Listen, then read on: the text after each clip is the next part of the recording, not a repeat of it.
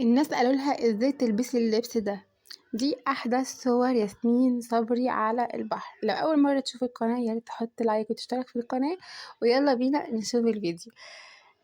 ياسمين صبري نزلت صور كتير جدا على انستجرام وهي في البحر طبعا، وكل طبعا اطلاله باطلاله مختلفه خالص. يعني طبعا مره فستان اللي هي الموف ده، ومره بقى فستان تاني هتشوفوه طبعا بتحط طبعا ايه ليمون على مش عارفه ايه ده. انا ماليش في الاسماك فانا مش عارفه ايه ده بصراحه، يعني ده بسارية ده ولا ايه انا مش عارفه، ممكن يكون حاجه انا مش عارفاها لان انا اصلا ماليش في الاسماك.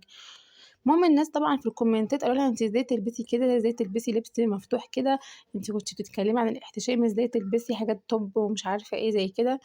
وناس طبعا قالوا لها لا ده انت جميله، ده انت احسن من جورجينا ومش عارفه ايه، وناس كتير قالوا حاجات كده. انا عايزه اعرف رايكم ايه بقى في الكومنتات. وطبعا بتصور البحر، انا نفسي اطلع اصيف واشوف البحر وابلبط اقسم بالله. كل فيديو هقول كده انا زهقت، انا زهقت بجد. ما علينا يعني. وبس بقى ياسمين صبري كانت بتصور طبعا، دايما بتصور المناظر الطبيعيه اللي هي فيها طبعا، يعني ما شاء الله، يعني ربنا يوعدنا.